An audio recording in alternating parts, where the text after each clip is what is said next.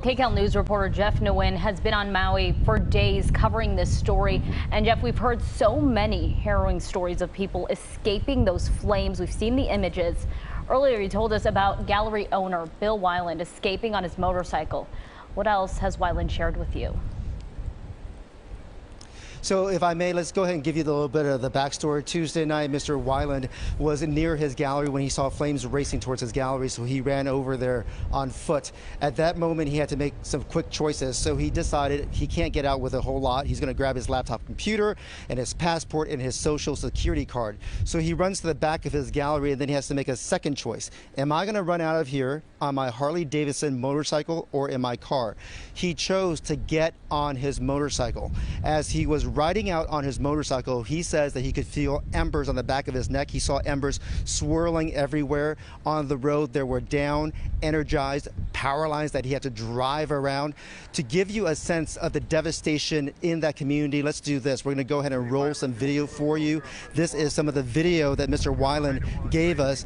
He says that the next day on Wednesday, he was able to talk his way back into Lahaina to see what used to be his gallery. He gave us this video of what's left of that gallery. In his words, he says the property flat, as if a bomb fell there. He also gave us a before and after of the biggest gallery that he owns, because he owns a number of properties out here. Weiland has a number of businesses in Hawaii, but he says this was his newest gallery. Earlier, we told you about how he chose to jump on his Harley Davidson instead of his car. We want to give you another look of what's left of that car. Ultimately, he says he was glad that he rolled out on his bike. That's because he even rolled on the sidewalk at one point because the wind knocked him around, and here's why he's so grateful for his decision.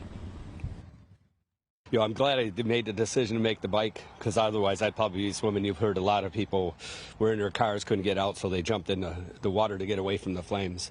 But, I would have been probably one of those people. And I'll tell you, whoever did get out by swimming out there, it was treacherous anyway. I'm a pretty good swimmer, and the thought of getting in there, and some of them spending 7, 8, 9 hours. I was with one of my friends, and he said a girl he knows was in it and with a guy, and the guy didn't make it 8 hours. It took him 8 hours to bring her out, and he didn't make it, so he died right next to her. There was diesel oil on the top and floating around, and the fires were all over. It was harrowing. In recent days, we've been talking to people who evacuated from Lahaina. Some of them ran out with no shoes, just the clothes on their back. They've been staying at shelters. There was a woman who did not own a car. She was trying to get out with her pets. A Good Samaritan drove by, saw her, and drove her out. A number of people are right now concerned about not just the businesses and their homes, but whether or not the schools out there are still standing. So these are some of the challenges that folks are facing. The other tough part, as the death toll grows, one of the biggest problems is how to address the growing number of victims, because here in Maui, there is simply just one hospital and 3 mortuaries.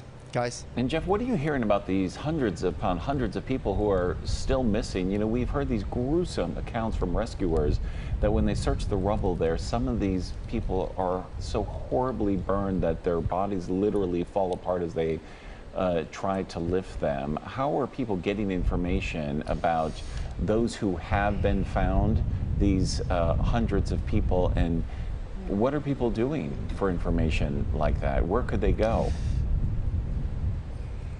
Ross, I think that's the question that a lot of locals have, is where can we go? When you have infrastructure down, when you don't have access to power or cell phone towers, the drip is very slow. The last time I remember covering something like this was in 2004, when I covered the aftermath of the tsunami in Thailand. When infrastructure is down, it's very tough. And then the other part that you have too, you kind of alluded to, when the burns are so severe, it's hard to positively ID who the victims are, right? So, the process is going to have to involve DNA or dental records. We spoke to a woman a little while ago, and her brothers are fishermen, and she says that her brothers have been using their boats to comb the waters to try to find bodies. So, in the course of a few days. I don't want to be too gruesome about it, but we know as time goes on what happens to the human body with time. It makes it that much more difficult.